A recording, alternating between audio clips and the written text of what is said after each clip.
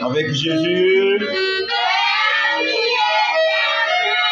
Alors que nous sommes debout, nous prenons notre texte de base qui est Apocalypse chapitre 3.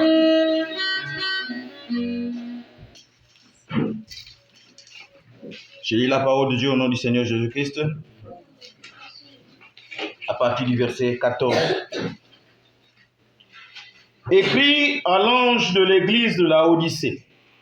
Voici ce que dit l'Amen, le témoin fidèle et véritable.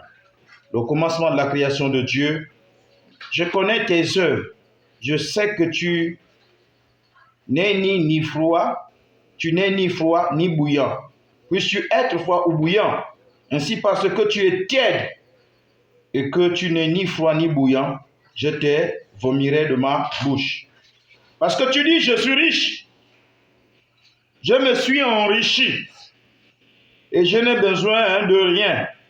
Et parce que tu ne sais pas que tu es malheureux, misérable, pauvre, aveugle, nu, je te conseille d'acheter de moi l'or épuré, éprouvé par le feu, afin que tu deviennes riche et que tes vêtements et de vêtements blancs, afin que tu sois vêtu et que la honte de ta nudité ne paraisse pas, et un collier pour oindre tes yeux, afin que tu vois. Moi, je reprends et je châtie tous ceux que j'aime. Et donc du zèle et répands-toi. Voici, je me tiens à la porte et je frappe. Si quelqu'un entend ma voix et ouvre la porte, j'entrerai chez lui, je souperai avec lui et lui avec moi. Amen. Amen. Que Dieu bénisse sa parole. Une courte prière. Père éternel, est-ce que tu puisses encore te bénéficier de ta parole? Parlons encore ce soir, ce matin, au nom de Jésus-Christ. Amen. Amen. Vous vous asseoir.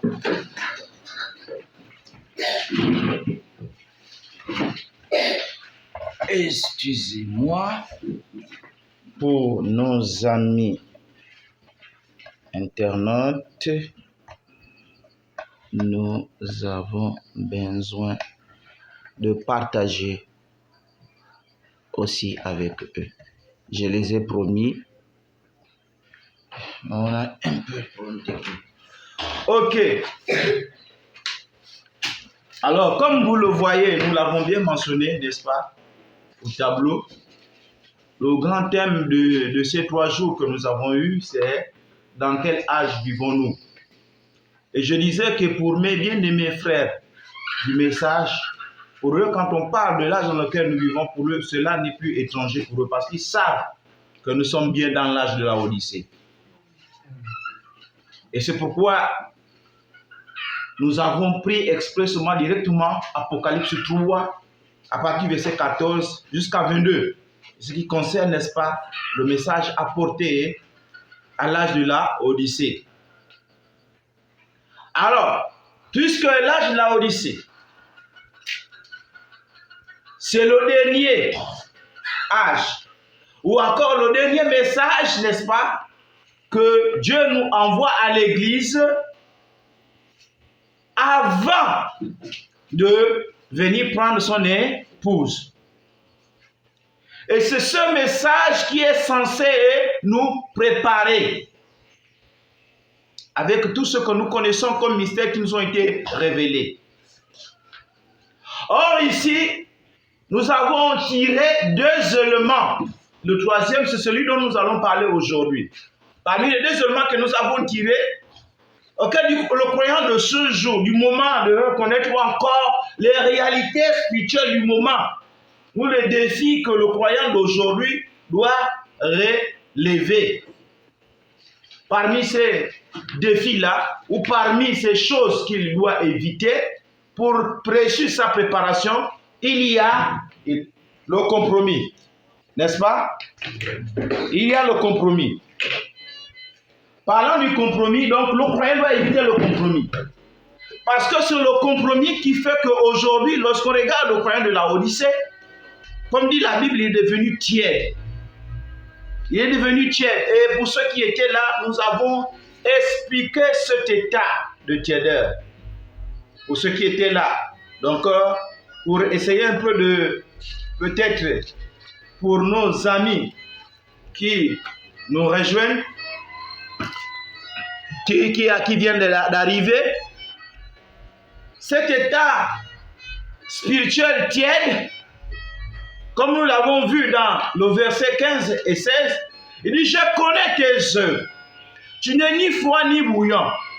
Que tu sois froid ou bouillant, ainsi parce que tu es tiède et que tu n'es ni froid ni bouillant. Il dit, je te vomirai de ma bouche. Quand on vomit quelqu'un, ça veut dire que celui-ci n'est plus important pour celui-là qui le vomit. Donc cela symbolise un état de quoi? De compromis spirituel. Lorsqu'un croyant, n'est-ce pas, compromet quoi? Ce qu'il sait de Dieu au profit du monde ou de choses de ce monde, en fait, il ne quitte pas le Seigneur. Il a toujours un pied vers le Seigneur. Mais en même temps, il a un pied dans le monde. En fait, il ne quitte pas le Seigneur, mais il ne veut pas aussi laisser le monde. C'est ce qui met le croyant dans un état de tiédeur. Et cela à cause de quoi? C'est quoi? Parce que tout simplement, il y a là un compromis. Le compromis. Donc cela symbolise un état de compromis spirituel où l'Église n'est pas entièrement dévouée à Dieu, ni complètement éloignée de lui. Et elle est dans un état intermédiaire que Christ reproche vivement. Et c'est ça, les croyants de ce temps de la Odyssée. Et nous, croyants du message, nous qui croyons, qui attendons l'enlèvement, nous devons éviter cela. Ça, c'était notre premier point. C'était juste pour rappeler. Et nous avons eu beaucoup d'exemples. Nous avons eu beaucoup d'exemples. Hein? Et pour expliquer cela, comme je prends un exemple de Matthieu 6, 24, où la Bible dit « Nul ne peut servir deux maîtres ». N'est-ce pas? Amen. Nul ne peut servir deux maîtres, car il haïra l'un et aimera l'autre. Il s'attachera à l'un et méprisera l'autre. Vous ne pouvez pas servir Dieu et Mammon. Vous ne pouvez pas en même temps être croyant et en même temps être du monde. Ça, c'est vraiment quelque chose à éviter. Ça, c'était notre premier point, vendredi, pour ceux qui n'étaient pas là. Dommage, je ne peux plus aller dans les détails. Alors, nous sommes venus samedi. Un autre élément, en dehors de cette affaire, est avoir un pied à l'église, un pied dans le monde, il y a autre chose. C'est quoi? Maintenant, ce sont ceux-là qui ont les moyens. N'est-ce pas? Donc, nous avons parlé de fausse suffisance. Il a les moyens. C'est ce que l'Esprit nous dit ici, où, n'est-ce pas, il dit, parce que tu dis que je suis riche, n'est-ce pas?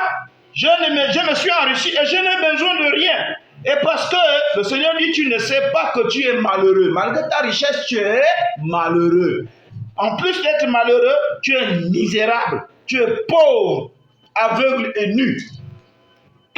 Comme je te dis que tu as les moyens, pour toi cela te suffit.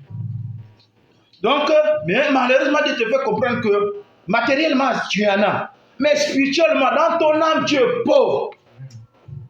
Parce que tu n'as pas le salut. La première richesse de l'homme, c'est d'abord le salut de son âme. C'est pourquoi quand Jésus-Christ vient, il dit, cherchez premièrement le royaume de cieux. La première richesse, c'est d'abord le salut de ton âme. Quand tu as compris cela et que tu t'es abandonné au Seigneur, tu vois, le reste viendra. Et il dit ici, parce que tu dis, je suis riche, je me suis enrichi et je n'ai besoin de rien. Et parce que tu n'es ni, tu ne sais pas, parce que tu ne sais pas, tu ne sais pas que tu es malheureux, misérable, pauvre, aveugle. À quoi ça sert à un homme d'avoir les biens de ce monde si personne n'a? C'est le plus malheureux. Malgré ta richesse, ton âme est perdue. Tu es le plus malheureux. Et nous avons pris un exemple de ce jeune homme riche, n'est-ce pas? Dans le livre de Luc, le chapitre 12, nous avons pris le verset 16 et 21. La fausse suffisance. Il dit ici quoi? Mais Dieu lui dit, insensé, cette nuit même, ton âme te sera redemandée. Ce que tu as préparé, pour qui cela sera-t-il? Tu as eu l'argent, comme ce jeune homme, il a travaillé dur. Il voit ses richesses se sont agrandies. Hein? Donc, se sont multipliées. Au point où il n'avait plus même de place où stocker cela. Alors, qu'est-ce qu'il s'est dit? Il dit, bon, maintenant, là, il est temps que je construise maintenant des grands greniers pour emmagasiner mes semences, pour emmagasiner ma moisson. Et après cela, qu'est-ce que je vais faire? Je veux me reposer maintenant, je vais manger, je vais boire, et puis pour lui, c'est tout. Mais Dieu lui dit, insensé, tout ce que tu as emmagasiné là, ce soir-là même, je vais retirer ton âme. Alors tout ce que tu as emmagasiné là, qui va en profiter? Vous voyez? Et là, comme conseil,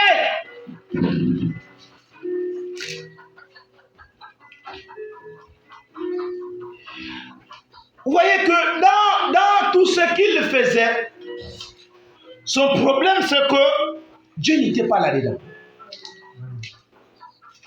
Et pour cela, Dieu nous dit quoi? Si l'Éternel ne bâtit la maison, ceux qui bâtissent travaillent en vain. Vous comprenez? Si l'Éternel ne garde la ville, celui qui la garde veille en vain. Cela rappelle l'inutilité de compter uniquement sur ses propres forces sans la bénédiction de Dieu. Lui, il comptait sur ses forces. Il a travaillé, il a gagné. Eh bien, il faut qu'il continue à magasiner ses biens, il faut qu'il continue à ranger ses choses parce qu'après, il va s'asseoir pour jouir de ses biens. Mais Dieu, dans tout cela, il est où? Alors, Dieu lui dit ce soir, je vais retirer ton âme. Maintenant, tout ce que tu as travaillé là, c'est cadeau. Pourquoi? Tout ce que nous faisons dans la vie là, si Dieu n'est pas au centre, c'est cadeau. C'est cadeau. Mon frère, je te dis que tu peux me faire le bien que tu pourras me faire. Mais aussi longtemps, chez les hommes pour nous, ta belle famille, tu les considères, tu vas, tu leur donnes tout ce qu'ils te demandent. Mais aussi longtemps que, officiellement, tu n'as pas encore pris leur vie, tout ce que tu fais, le jour où le problème va arriver, tu vas penser que non, tu as des amis là-bas. Hein? Quand tu vas dire, ah, voilà ce qui est arrivé, aidez-moi, ils vont te dire, dis-nous, Mukanga, Wani Babla, Mukanga, Wanda Umaru, Miwaksi, Banzi, Yanan. Tu comprends? Donc, c'est un mariage en dehors des cérémonies et vain. Quel que soit le bien qu'on peut faire à la belle famille, c'est cadeau. Parce que Dieu n'y est pas dedans. C'est juste un exemple que j'ai voulu tirer. C'est le cas de ce jeune homme. Donc, c'est cela. Et la Bible nous dit quoi? Quel conseil Dieu dit ici, dans Deutéronome 8, 17 et 18, il dit, garde-toi de dire à ton cœur, hein, le cas de ce jeune homme, ma force et la puissance de ma main m'ont acquis ces richesses. Non, souvent les gens, qu'est-ce qu'ils ont l'habitude? Quand quelqu'un a les moyens, même lorsqu'on va vers lui, on veut demander service. Écoutez, hein, quand moi je souffrais, je n'avais personne. Hein. Je n'avais personne. C'est grâce à ma force, grâce à mon intelligence, que j'ai eu tous ces biens-là. Qu'est-ce que vous voulez que je fasse pour vous? Erreur. Erreur parce que la personne a oublié Dieu dans l'instant. S'il a pu avoir cela parce que Dieu l'a donné la force. C'est ce que la Bible ici. Garde-toi de dire en ton cœur, ma force est la puissance de ma main m'ont acquis ces richesses. Souviens-toi de l'Éternel ton Dieu, car celui qui te donne la force pour les acquérir. Qui te donne la force? C'est Dieu. Pour te lever le matin, aller faire ta bricole là-bas, parce que tu te lèves, tu vas faire, parce que Dieu t'a donné la force. Mais en retour, quand tu produis, lorsque tu rentres, est-ce que tu te souviens de ce Dieu-là? Où est ça part dans ça? Non, pour toi, c'est ta force, c'est ton intelligence, tu manges tout, tu oublies Dieu. Et là, Dieu dit, vous me volez. Vous me volez. Mais vous dites, Seigneur, encore nous t'as volé, il dit, vous me volez dans les dîmes et les offrandes. Pourquoi? Parce que vous mangez tout, vous ne vous souvenez pas de lui. Vous vous souvenez que celui qui vous donne la force est autre. Ce n'est pas là notre sujet. Ça, c'était la force suffisance. Quelqu'un qui est là, qui, parce qu'il a les moyens, il s'est dit autosuffisant. Mais c'est faux. C'est de la fausse suffisance. Celui qui se suffit lui-même, c'est Dieu. Tu ne peux pas dire que tu es autosuffisant alors que tu n'as même pas lui-même qui se suffit lui-même en toi. Ça, c'était notre Dieu message. Et pour finir avec cela, du moins pour la semaine, nous avons pris le troisième élément dans lequel nous allons parler ce matin. C'est maintenant quoi? Le conseil qu'il faut et quel est le remède pour, n'est-ce pas, sortir de cela. Ok? Alors, pour cela, nous allons revenir sur le verset 18 à 20. Je reviens, je lis. Je te conseille d'acheter de moi de l'or éprouvé par le feu, afin que tu deviennes riche. Donc, bien que tu te dis riche, mais tu n'es pas riche, tu es pauvre, tu es misérable. Mais la véritable richesse, Dieu t'invite ici à acheter de lui l'or éprouvé par le feu pour que tu deviennes véritablement riche. Et des vêtements blancs, vous voyez, afin que tu sois vêtu et que la honte de ta nudité ne paraisse pas. Et un collier pour oindre tes yeux afin que tu vois. Parce que jusqu'ici, parce que tu n'as pas Dieu, tu es aveugle. Jusqu'ici, parce que tu n'as pas Dieu, tu es pauvre, bien que riche. Jusqu'ici, parce que tu n'as pas Dieu, malgré tes beaux vestes, tes belles vestes, tes beaux habits que tu prends au prêt-à-porter là-bas, mais mon frère, je te dis que tu es nu parce que tu n'as pas le Saint-Esprit, qui est notre véritable robe que nous devons nous vêtir. La Bible dit, revêtez-vous de Christ, nos véritables vêtements. Alors, quel est le conseil? Ce conseil, c'est le premier passage. Et en dehors de ce premier passage, il avertit. Il dit, moi, Dieu, je reprends et je châtie tout ce que j'aime. Tu es dans l'erreur. Tu es abandonné dans le monde. Tu te votes dans la moudre et tout va bien pour toi. Ne t'estime pas heureux. Parce que si Dieu te regarde, te laisse faire, ça veut dire que tu n'as pas d'importance pour lui. C'est pas bon. C'est pas bon. Écoutez ce qu'il dit. Il châtie. Il reprend châtie ceux qui l'aiment. Donc, si tu aimes ton enfant, tu ne peux pas laisser ton enfant dans les bêtises. Tu vas forcément le reprendre. C'est faux ou c'est vrai? Parce que tu ne veux pas que cet enfant-là soit comme ça. Mais si tu laisses l'enfant, malgré ce qu'il fait, c'est pas bien. Tu le laisses comme ça. En fait, tu ne l'aimes pas. Tu n'as pas de l'amour pour cet enfant. Parce que l'amour est correctionnel. Et si Dieu te laisse dans tes erreurs, il ne te fait rien, ne t'estime pas heureux. Va vers lui. Dis, Seigneur, pourquoi tu me laisses comme ça? Non. Parce qu'il châtie. Il reprend ce qu'il aime. Cela qu'il aime. Alors, pour notre conseil, Matthieu 6, 19, 20. Quelqu'un est à la page? Qu'il nous fasse la lecture. Ne vous amassez pas des trésors sur la terre. Ne vous amassez pas de trésors sur la terre. Où la terre et la mouille détruisent. Où la terre et la rouille détruisent. Et où les voleurs percent et dévorent. Où les voleurs percent et dévorent.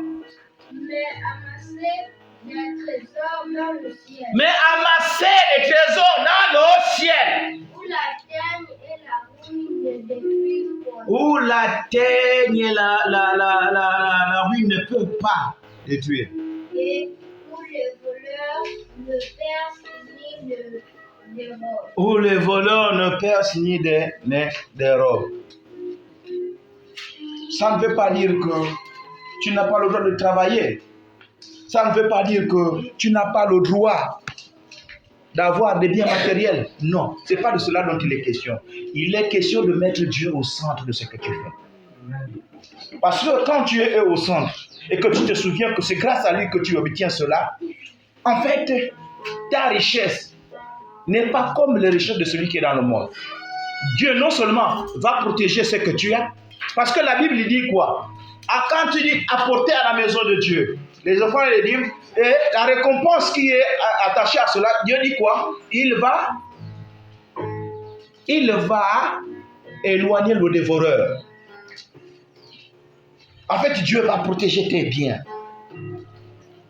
De la même manière qu'il va prendre soin de toi, c'est comme ça qu'il prendra soin aussi de tout ce qui est à toi. En fait, tu deviens sacré pour lui et tout ce qui est à toi devient un sacré.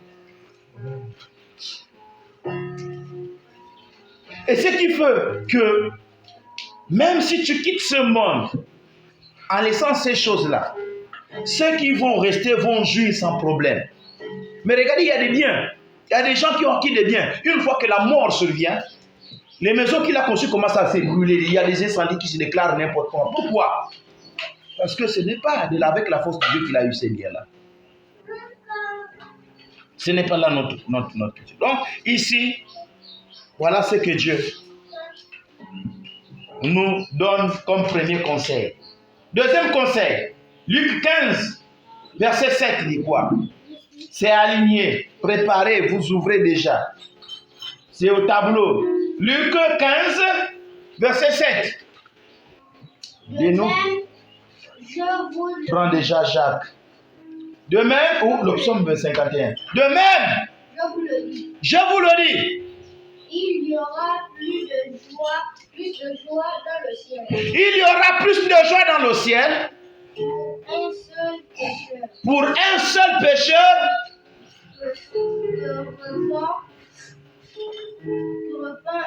que pour 90 il y aura de la joie au ciel pour un seul pécheur qui se repent. Mon ami ne sait pas lire. se repent que pour 99 juste qui n'ont pas besoin de repentance. C'est-à-dire que pour Dieu, lorsqu'une âme se répand, il y a de la joie dans le ciel. Qu'il y a même plus de justes qui sont là, Dieu ne s'intéresse. En fait, sa joie n'est plus pour nous, puisque eux, ils sont déjà à lui. Mais pour celui qui vient d'arriver là, il y a tellement de la joie. Parce que ceux-là, ils sont déjà acquis pour Dieu. Ils sont là. Dieu a été content le jour où chacun d'eux est rentré.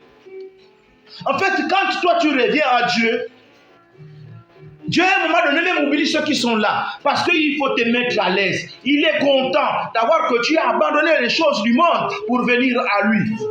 C'est le cas de ce jeune, comme on parle d'enfant prodige. Regardez l'enfant prodige, lorsqu'il prend ses biens, il va les lapider là-bas dans le monde s'amusant. Après, quand il sent que les biens sont finis et que la vie ne marche plus, il se souvient de la maison de son père. Où il dit, dans la maison de mon père, si un simple serviteur est bien nourri, alors que moi qui suis le prince, pourquoi est-ce que je subis ça? Il faut que je reparte vers mon père. Et la Bible dit quoi? Quand il revient, il y a un autre frère qui était là déjà, qui travaillait dur. Le père n'a jamais fêté pour lui. Mais celui-là, quand il est arrivé, ils ont pris le plus gros veau qu'ils ont tué. Il a pris l'endroit, il a mis sur lui, il a dit à cette mettez la plus belle robe. Même l'autre était fâché, mais pourquoi? Moi qui suis là, qui souffre, tout ça, laisse. Tu ne sais pas, ton frère était loin. Ton frère revient de loin. Donc il y a de la joie dans le ciel lorsqu'une âme se répand, revient au Seigneur. Il y a de la joie. Oui, le psaume. Approchez-vous de Dieu. Approchez-vous de Dieu. Voilà le conseil que Dieu nous donne. Et il s'approchera de vous. Et Dieu aussi s'approchera de vous. Nettoyez vos mains. Hein? Nettoyez vos mains. Quand on parle de mains, la volonté, en fait, les actions que nous posons, c'est la main, n'est-ce pas, qui travaille. Qu'est-ce que nos mains ont fait? Nos mains ont fait des choses bizarres. Notre volonté n'était pas bonne. Donc, quand on vient à lui, on s'approche de lui, on doit laver nos mains. On doit abandonner cette volonté-là. Pécheurs. Purifiez vos cœurs. Purifiez vos cœurs. Hommes irrésolus. Homme irrésolu.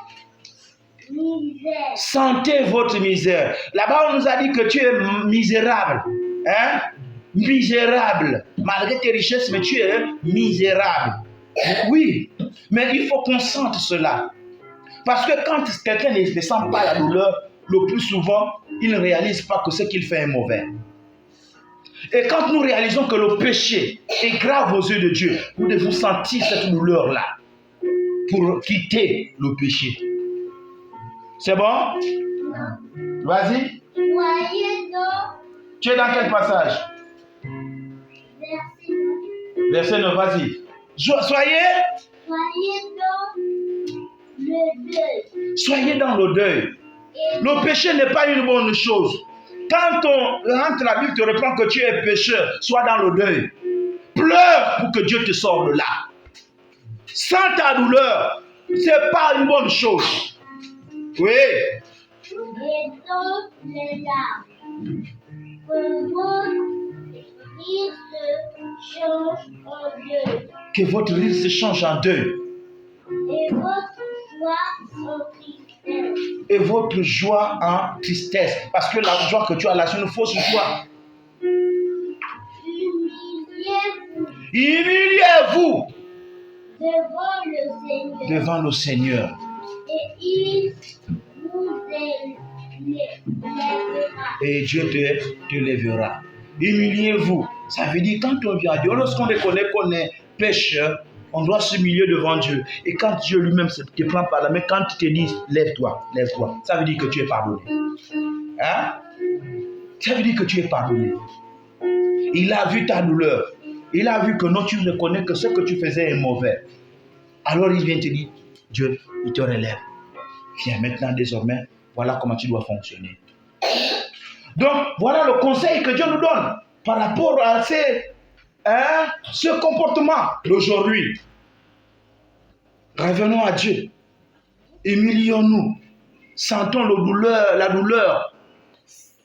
Sentons la douleur. Réalisons que c'est pas bon et que notre joie se transforme en tristesse. Pourquoi? Parce que nous sommes dans le péché. Hein, mon ami? Tu me regardes les yeux comme un amoureux. Oh, comment? Donc c'est cela, c'est bien si tu es amoureux de Jésus, c'est bien. C'est bien, il faut être amoureux de Jésus. Ok, autre conseil. Jacques. Hein? On a sauté quoi? Oh là là, tu étais où? Tu étais dans Jacques. Le psaume 51. Ça dit quoi? Je vous laisse lire pour être au contact vous-même avec cette parole. C'est pas dire lui, il lit. Qu'est-ce qu'il dit que c'est ce qui est écrit au tableau? Hein? Psaume 51, verset 10 à 12. Juste le verset. Annoncez-moi l'allégresse et la joie. C'est ce qui est dit là-bas? Oui. Et les os que tu as brisés Oui. se réjouiront. De tout. Donc, ton regard demain, ça c'est l'état de quelqu'un qui se répand. Ok? Les os que tu as brisés, lorsque tu es attaché, lié par le monde, c'est ce que tu es sous le contrôle du diable. Et quand quelqu'un est sous le contrôle du diable, ça veut dire qu'il n'a aucune force. Il est brisé, complètement brisé. Il lui-même, il ne peut pas. Maintenant, quand Dieu te récupère, lui là, David a compris ça. Il dit, les eaux que Dieu a brisées, parce que Dieu a permis cela. Maintenant, viens arranger cela. Vous voyez, David, puisqu'il a reconnu son péché, il a demandé pardon. Maintenant, il demande à Dieu de lui réparer son être. La restauration. Il demande à Dieu de le restaurer. Et c'est ce que chacun de nous est appelé à faire. Nous sommes dans le monde. Longtemps, le diable nous a attirés à gauche, à droite, faisant des choses. On est là, on pense que non, tout va pour le mieux. Or, quand on regarde les Écritures, on n'est pas dans la volonté de Dieu. Et quand Dieu te fait grâce de revenir à lui, il faut aussi demander la restauration. Et Dieu restaure. Dis à ton frère, Dieu restaure. Dieu restaure. Si seulement tu reviens à lui. Effacez toutes mes iniquités. Et il demande à Dieu d'effacer toutes ses iniquités. Donc tout ce qu'il faisait de mauvais. Oh Dieu. Donc, vous voyez, le conseil c'est quoi? Dieu nous demande non seulement d'abandonner cet état d'esprit, mais de revenir à Dieu pour une véritable relation. Ne plus faire semblant, un pied là-bas, un pied ici. Dieu veut que tu viennes à lui totalement. Et quand tu viens à lui totalement, tu ne vas plus être tiède. Tu ne vas plus être froid. Dieu ne va plus te vomir. Mais s'il te vomit parce que, en fait, tu n'es pas totalement à lui. Il faut que tu coupes le lien avec le monde totalement. Pour ceux qui sont ici avec moi, connaissent déjà le monde. Qu'est-ce que c'est? Parce que j'en ai déjà parlé. Le monde, c'est la méchanceté. Le monde, c'est la tromperie. Le monde, c'est la violence. Le monde, c'est tout ce qui est contraire à Dieu. Et quand Dieu dit sortez de ce monde-là, en fait, Dieu nous demande de quitter cet esprit-là. Et nous savons l'esprit du monde, l'esprit qui gouverne le monde, c'est quoi? C'est le malin. Quittez cet esprit de malice. Quittez cet esprit de tromperie. Quittez cet esprit de méchanceté. Quittez ça. Laissez ça à lui. Dieu ne veut pas notre prédiction. Donc c'est cela. Isaïe. Quelqu'un prend Marc? Oui. Quelqu'un prend Marc 1,15. Isaïe 55, versets 6 et 7. Cherchez l'Éternel. Cherchez l'Éternel. On est toujours dans le conseil que Dieu nous donne. Cherchez Dieu. Oui. Pendant qu'il se trouve. Pendant qu'il se trouve. Hein? Pendant qu'il se trouve. L'Esprit de Dieu est encore là. Dieu est encore là avec nous. Parce qu'il va, Dieu va voyager, Dieu va partir avec son Église. Mais pendant qu'il se trouve, pendant qu'il est là, cherche-le maintenant. Avant que le son jour ne vienne, cherche-le maintenant. Pendant qu'il se trouve, cherche-le maintenant. Tu ne connais pas quand... La Bible dit que personne ne connaît ni l'heure ni le jour qu'il viendra. Viendra quoi? Prendre son épouse. Or, bien qu'il viendra physiquement, mais spirituellement, il est encore là avec nous. Donc, cherchez-le pendant qu'il se trouve. Oui. Invoquez-le. Invoque-le. Tandis qu'il est prêt. Tandis qu'il est prêt.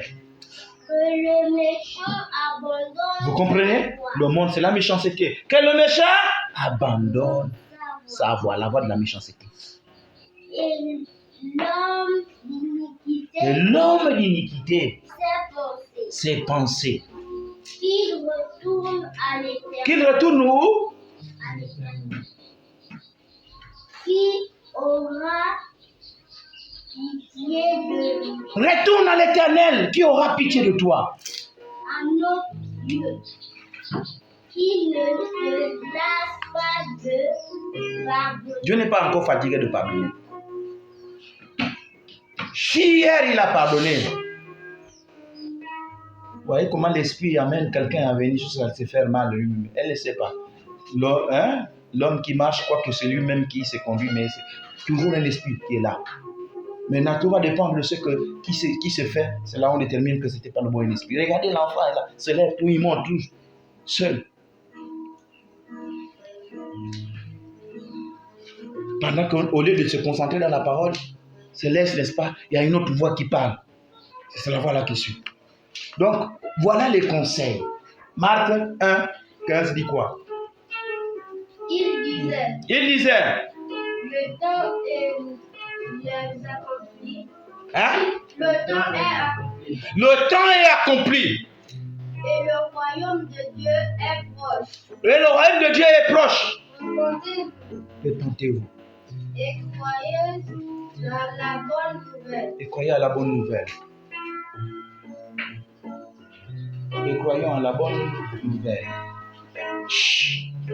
Si on revient, il y a un passage qui a attiré mon attention sur lequel je veux ajouter quelque chose, pas qui est contraire, selon ce qui est dit ici, dans Ésaïe, que nous avons lu. Et reviens, tu avais déjà dépassé. Dans Ésaïe, reviens un peu sur Ésaïe.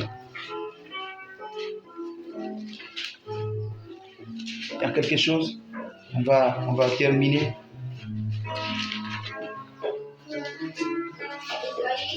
Ésaïe 55, 6 et 7. Écoutez cela. Cherchez l'Éternel. Cherchez l'Éternel Pendant qu'il se trouve. pendant qu'il se trouve. Invoquez-le. Ah, invoquez-le. Invoquez-le. Mais je vais te conseiller maintenant de prendre Romains 14. Invoquez-le.